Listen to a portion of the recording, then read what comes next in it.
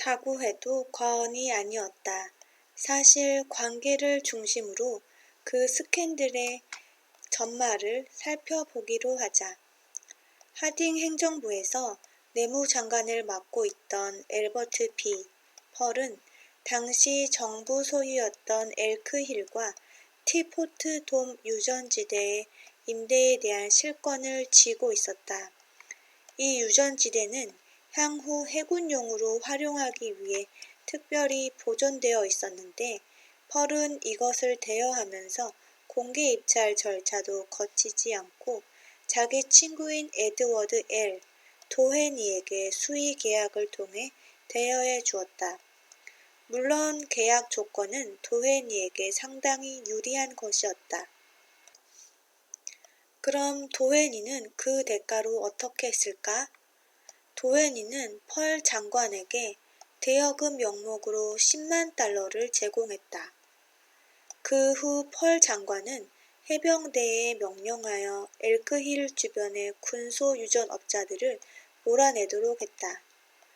그들 유전의 석유 채굴로 인해 엘크힐의 석유 매장량이 감소할 것을 우려한 조치였다. 총검에 의해 강제로 자신의 사업장에서 쫓겨난 군소 유전업자들이 억울함을 법정에 호소함으로써 이 사건은 만천하에 드러나게 되었고 이렇게 해서 티포트 스캔들이 터지게 되었던 것이다. 이 스캔들의 경우 온 국민이 메스꺼움을 느낄 정도로 지독한 악취가 풍겼고 전국적인 공분을 자아내기에 충분했다. 그 결과 하딩 행정부뿐만 아니라 공화당까지 위기에 빠지게 되었고 결국 엘버트 B. 펄은 투옥되고 말았다.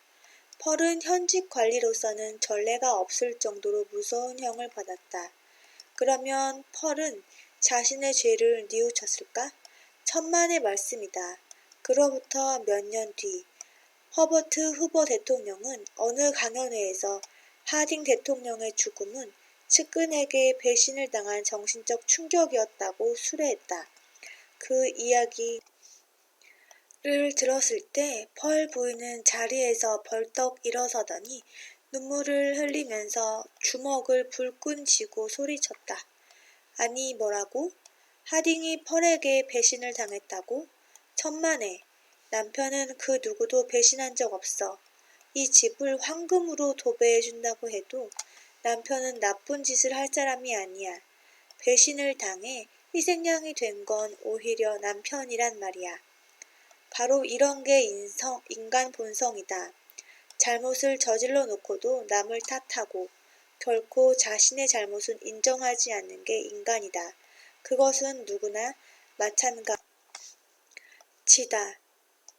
그러므로 만일 여러분이나 내가 다른 사람을 비난하고 싶어질 때는 알 카포네와 쌍권총 크로울리와 엘버트 펄을 떠올리면 된다. 비난이란 귀소 본능을 지닌 비둘기와 같다는 점을 명심해야 한다. 비난은 언제나 다시 돌아온다. 우리가 바로잡아주고 싶거나 비난하려는 사람은 스스로를 정당화할 뿐만 아니라 오히려 거꾸로 우리에게 비난을 퍼부을 것이라는 점을 명심해야 한다. 우리를 비난하지 않는 경우라 하더라도 테프트처럼 이렇게 말하게 만들 뿐이다. 그때는 그럴 수밖에 없었다.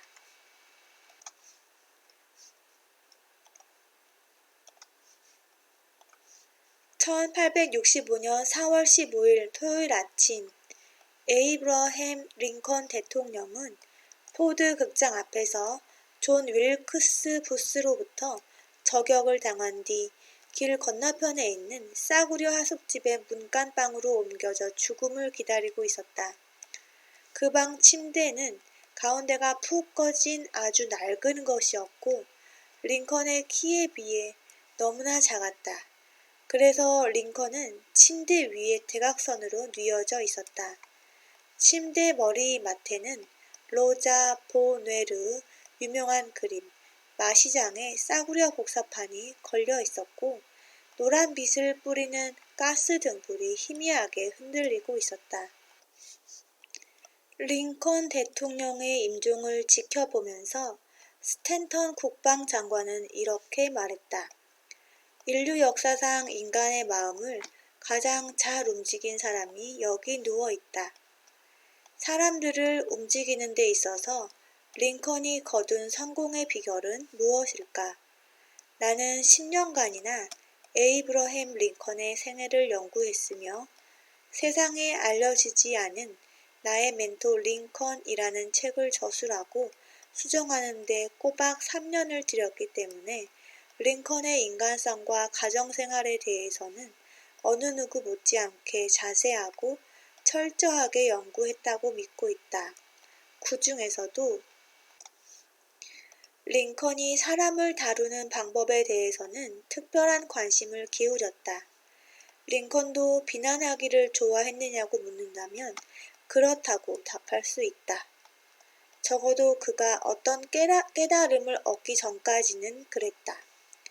예를 들면 인디애나 주의 피전 크리크 밸리에서 살던 젊은 시절 링컨은 곧잘 다른 사람을 비판했을 뿐만 아니라 그 사람을 조롱하는 편지나 시를 지어 사람들의 눈에 잘 띄는 길가에 놓아두곤 했다.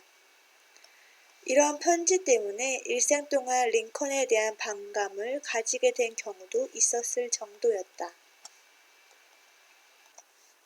그리고 일리노이 주의 스프링필드에서 변호사로 개업한 이후에도 링컨은 신문 투고를 통해 상대방을 공개적으로 공격하곤 했는데 한 번은 너무 지나쳐 큰 말썽을 일으켰다. 1842년 가을 링컨은 허세를 잘 부리고 시비 걸기 좋아하는 제임스 쉴즈라는 아일랜드 출신의 정치인을 조롱하는 익명의 투고를 스프링필드 저널에 보냈다. 그 글이 신문에 실리자 사람들은 온통 쉴즈를 비웃었다. 자존심이 상하고 성격이 예민한 쉴즈는 화가 머리 끝까지 났다. 링컨이 그 편지를 썼다는 사실을 알아내고는 곧장 말을 타고 달려가 링컨에게 결투를 신청했다. 싸우고 싶은 마음도 없고 원래 결투라는 것을 반대하는 링컨이었지만 당시로서는 결투를 하지 않을 수 없었다. 자신의 명예가 걸린 문제였기 때문이다. 링컨에게 결투 도구의 선택권이 주어졌다. 팔이 길었던 링컨은 기병대용 장검을 택했다. 그리고 육군사관학교를 졸업한 사람에게서 장검을 사용한 결투에 대한 교습도 받았다. 드디어 결투를 하기로 약속한 날, 두 사람은 미시시피 강변의 모래사장에서 만났다. 그리고 목숨을 건 결투를 시작하려는 순간 쌍방 입회인의 적극적인 중재로 결투는 중지되었다. 이 사건은 링컨의 개인사에서 가장 끔찍한 사건이었다. 이 사건으로 인해 링컨은 사람을 다루는 방법에 대해 소중한 교훈을 얻었고 그 후 다시는 남을 조롱하는 편지를 쓰지 않았다. 또한 그때부터 결코 어떤 일로도 다른 사람을 비난하지 않게 되었다. 남북 전쟁이 한창인 때의 일이었다. 당시 링컨은 포토맥 지구의 전투 사령관으로 몇 번씩이나 새로운 장군을 임명하지 않으면 안 되었는데 맥클레런, 포프, 번사이드, 후커, 미드 등 새로이 임명된 장군마다 참패를 거듭해 링컨은 참담한 심정을 금할 수 없었다. 북부에 속한 모든 사람들이 이 장군을 무능하다고 비난했지만 링컨은 누구에게도 악의를 품지 말고 모든 사람을 사랑으로 대하자라고 굳게 마음먹고 있었기에 침묵을 지켰다.